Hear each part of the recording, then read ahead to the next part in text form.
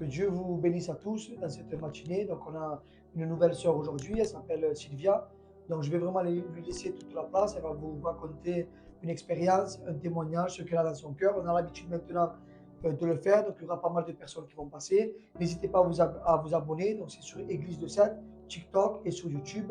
Donc, il y aura aussi des prédications. Je ne vais pas tarder à les annoncer ici dans ce petit local, même si on fait des lives sur l'Église de Sète sur TikTok. Et je pense qu'on est quand même nombreux à pouvoir suivre cette chaîne. Et aujourd'hui, je suis convaincu qu'à travers ce témoignage ou l'expérience que la sœur a à cœur de dire, que Dieu va vraiment nous parler. Donc maintenant, je vais vraiment la laisser, qu'elle puisse se laisser diriger par le Saint-Esprit et que Dieu vous bénisse à tous, vous qui Amen. allez écouter ce merveilleux témoignage. Allez, vas-y, ma soeur. Alors, moi, j'ai à cœur de parler du coup là où tout a commencé pour moi.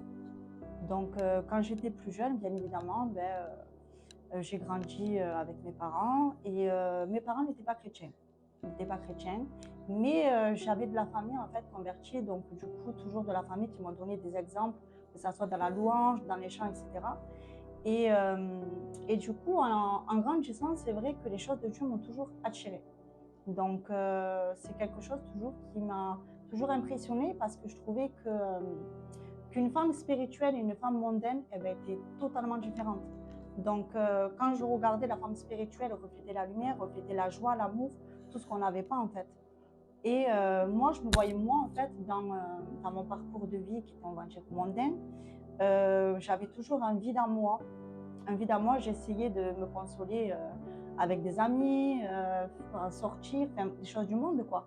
Sauf qu'il n'y avait rien qui me complétait. Puis un jour, une cousine à moi m'a invitée pour prier avec elle, pour louer le Seigneur avec elle.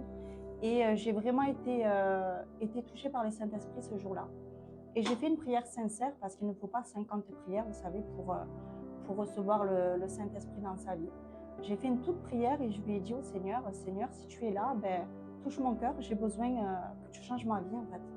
Parce que ma vie, malgré que je le paraissais pas, on va dire, mais à l'intérieur de moi, j'étais triste. J'avais un vide à l'intérieur de moi. J'avais besoin que le Seigneur change ça. Et le Seigneur, écoutez, il a agi. Il a agi et il s'est fait ressentir dans ma vie.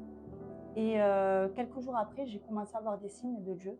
Des signes là où je voyais un peu plus la lumière, je ressentais un peu plus de joie, je sentais que le Seigneur me parlait à travers n'importe quoi, parce que le Saint-Esprit peut vous parler à travers n'importe quoi, n'importe qui, n'importe quoi, mais vraiment, on a un Dieu qui est vivant.